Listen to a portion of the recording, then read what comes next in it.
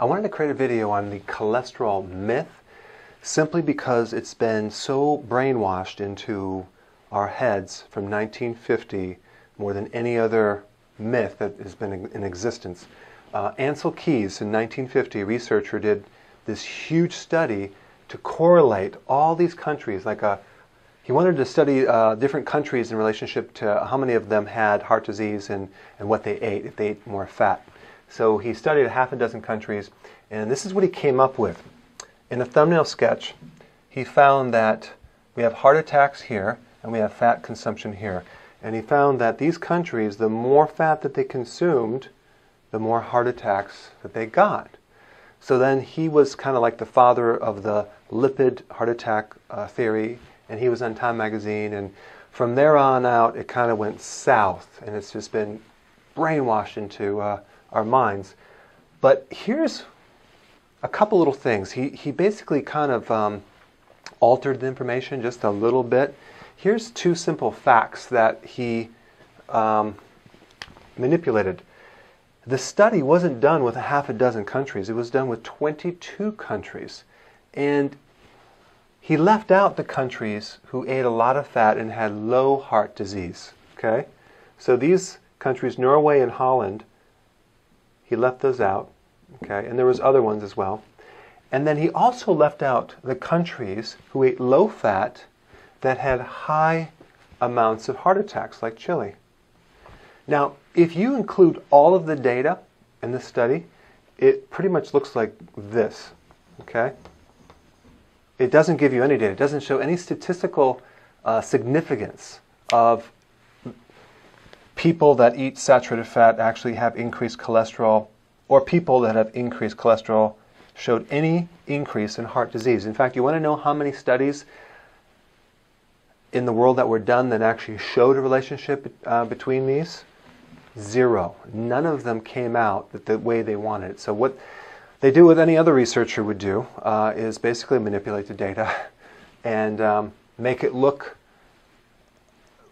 align to what their theory is, so they can, obviously get more grants. But the point is that there is no study that shows this relationship here, and it's basically the greatest scam of the century. So let's go into a little bit more about what HDL is and LDL. You've heard HDL being good cholesterol and LDL being bad cholesterol. Well, it's not even cholesterol. What does it stand for? High density lipoproteins. Low density lipoproteins. Those are proteins. They're not even cholesterol. They're envelopes that carry cholesterol through the body. So the HDL, so-called good cholesterol, carries the old cholesterol to the liver to be recycled. Okay, now, why does our body recycle cholesterol? If it's so bad, why does it recycle? Well, the fact is it's not bad, and we need cholesterol. Our bodies make 2,000 milligrams of cholesterol every single day. Near every single cell in your body makes cholesterol. An egg would be 300 milligrams of cholesterol. The truth is that when you eat less cholesterol, your body just makes more of it, because it acts as a band-aid to help arteries that are corroding or getting ulcers or getting damaged or getting inflammation. It acts to help as a healing agent, and that's why cholesterol is in the artery, because it's trying to heal it as a scab. It's not the culprit, it's the middleman.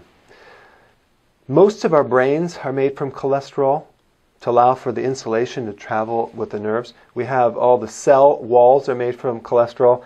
Most of our hormones are made from cholesterol, especially the sex ones. So we need this cholesterol desperately in order to survive. If you didn't have cholesterol, you wouldn't be able to survive. And cholesterol is also needed to make vitamin D to help convert and increase the calcium into the blood, so then we can take the other vitamins to transport into the bone. But I've watched that video on vitamin K2 because that's very important, because it tells you the other half of the story with clogged arteries. So we have this good cholesterol, which carries old cholesterol to the liver, recycles it. That means it's good. And then the bad cholesterol carries cholesterol from the liver into the tissues. Okay? But they're really not bad. They're just they're envelopes to transport calcium back and forth. Out of the LDL, only a very small part of the LDL is really, really bad, and it's the very small little particles, because in LDL there's a lot of different sizes. You have these big fluff balls and you got these tiny little pebbles of LDL, and the real small ones are the ones that form the plaquing around and inside the artery itself, and that's why people are against them. But the purpose is the body's just trying to heal itself. So now let's talk about what is the problem with heart attacks, okay? Well, it's inflammation. It's inflammation because the wall of the artery is damaged from inflammation. And it's kind of like an ulcer. It's a degenerative type situation. And that's why the cholesterol and the calcium comes in there to help heal it, and then that's the clogging factor. So what causes inflammation? Sugar. Okay? Sugar is the big culprit. Sugar is very inflammatory, and the amount of sugar that we eat not only will spike cholesterol and triglycerides, because the body's trying to heal the damaged arteries, but it will clog up your arteries more than anything. And that includes the whole grains that the doctors are telling you it's okay, or the government, whatever. So it comes down to sugar. So the problem is not the fat, it's the sugar. Okay? So that's interesting. The other thing that causes inflammation is having an adrenal problem as well, because your adrenal gland secretes cortisol, and cortisol is a natural anti-inflammatory, but when you lose that effect, you end up with inflammation in the body. But in a thumbnail sketch, you don't have to be afraid of cholesterol anymore.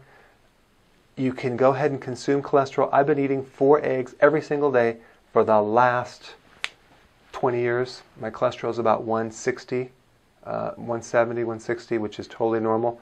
And lastly, I want to tell you something. How do you increase the good cholesterol? To increase good cholesterol, you have to consume egg yolks, butter, and cheese. That's right. Egg yolks, butter, and cheese, especially from grass-fed cows, will increase the good cholesterol.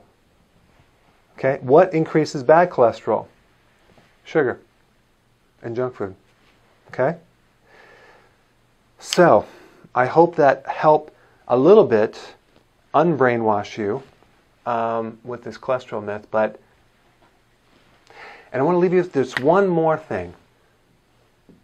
IQ, or having a high IQ, does not equal sanity.